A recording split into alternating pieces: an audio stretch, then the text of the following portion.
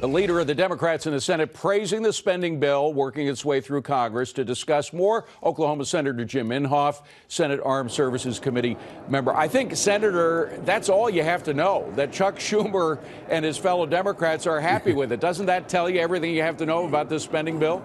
No, it doesn't. I mean, let me tell you why, David. You know, it's a terrible bill.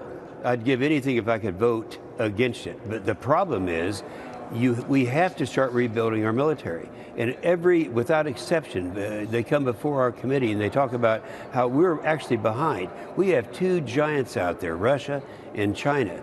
And the chairman of our Joint Chiefs of Staff, Dunford, said, we are losing our qualitative and quantitative edge. I just got back from the South China Sea.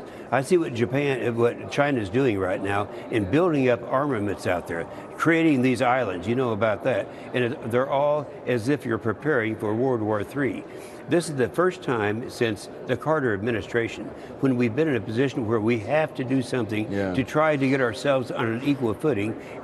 Voting against this, you're voting against the... But Senator, it's the trade-off that worries a lot of people. A lot of people are very supportive of the work you were trying to do in cutting spending and the work that President Trump is trying to do. But to trade off a needed military buildup for billions and billions of spending that we don't need, some people are wondering if it's worth it. Yeah, well, it is worth it when you have 20 kids and grandkids like I do.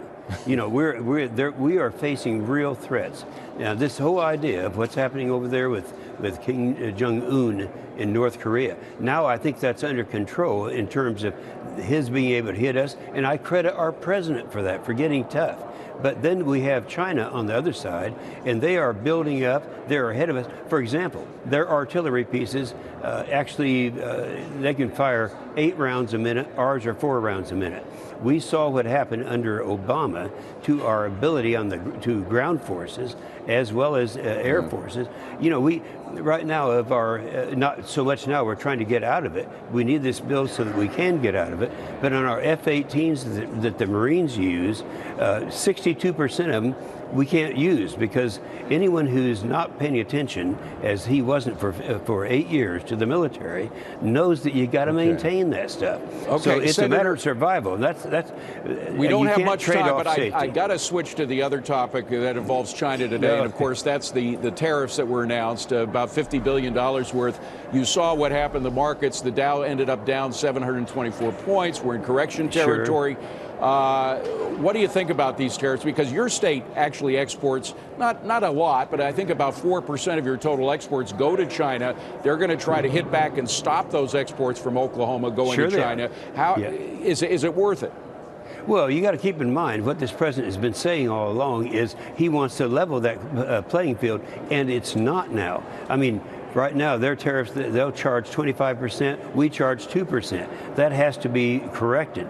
And I think when this president is doing what he campaigned on, that my people in Oklahoma understand it could hurt their soybeans, it could hurt some of the trade that we do, but we can't continue to let them have the high ground. They also, keep in mind, David, and you know this to be true, that when they have any kind of trade with us, they get our intellectual property. Reverse engineering, they do it all the time. By the way, and then they own it and we don't. Forgive me, Senator, but they've just responded. We just got a response from the Chinese embassy saying they are strongly disappointed and firmly oppose the tariffs.